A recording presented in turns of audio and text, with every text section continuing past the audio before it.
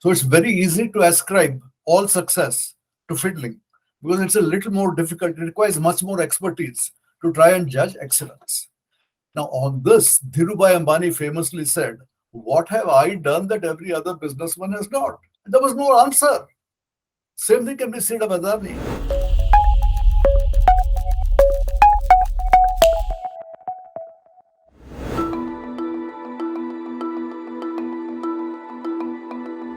There is a political aspect, there is a governance aspect, there is a share prices aspect.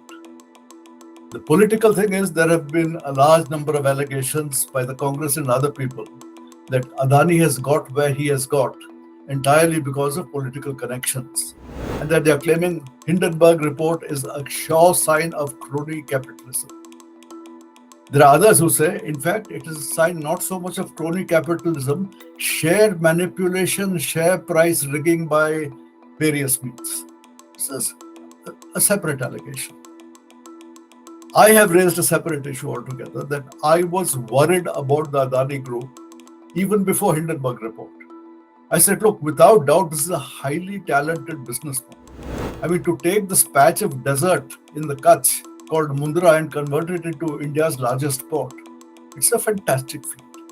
So, a very good businessman, but the speed at which he has been expanding and diversifying is phenomenal.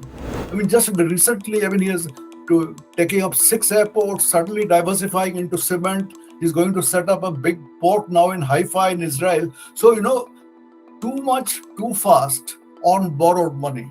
This is a recipe for ultimate collapse. So I'm very happy that that is going to be checked. So I've said that perhaps this is ultimately saving Adani from self-destruction.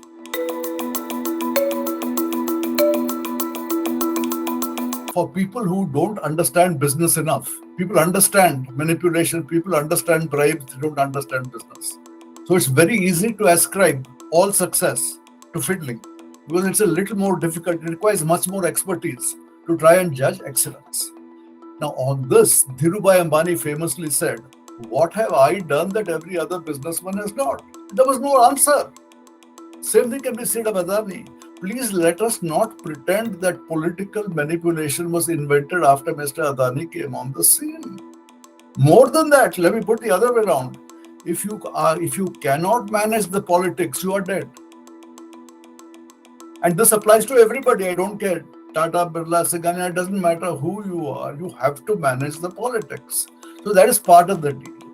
And at the end of it all, some people will say the sign of a good manager is that you can manage not only factories but politics as well.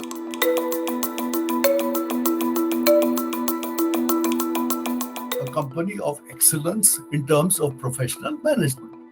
What they have done in terms of ports. Now, when you start a port, you cannot force a ship to come to the port. You have to attract international traffic.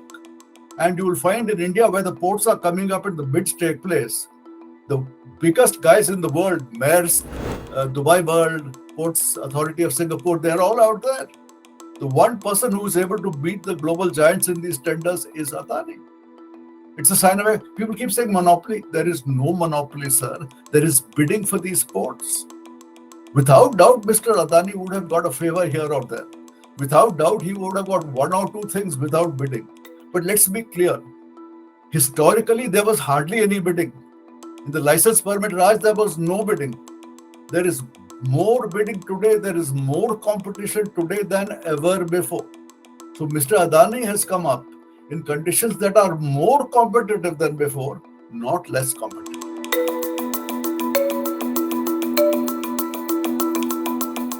Anybody who knows anything about India is aware of the politics of it.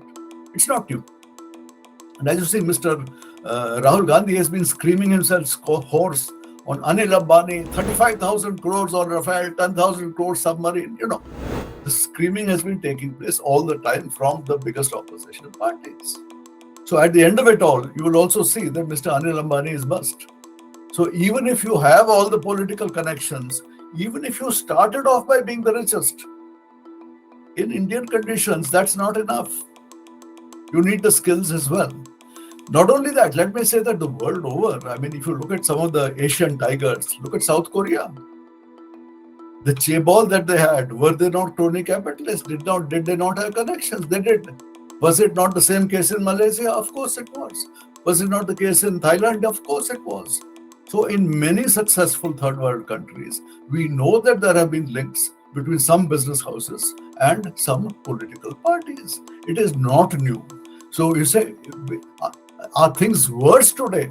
Anybody who knows India will tell you that things are better today than they were in the old days. There is more competitive bidding, not less.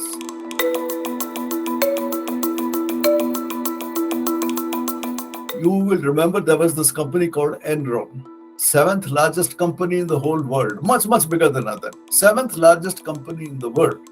But when the share prices began to crash, because they were heavily borrowed, like Adani's, because they were heavily borrowed, the lenders said, oh boy, your share price is falling. The pledges that you have done, you have to put up more margin or prepay. So when that became a cycle that every single time they did something, the share price crashed even more, within 3 months, the seventh largest company in the world went bust. So these things have happened before. So the question is, does Mr. Adani have enough cash to meet all these new demands that are going to come up? So I don't know the answer to that. Prima facie, he will succeed.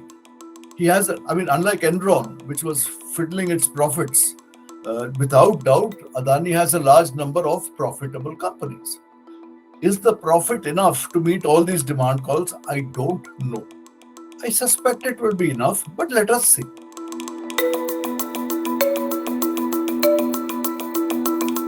Ambani used to be accused of being hand in glove with Rajiv Gandhi, Bofors, it's not new. The same man who was supposed to be hand in glove with Congress party is now accused of being hand in glove with the BJP.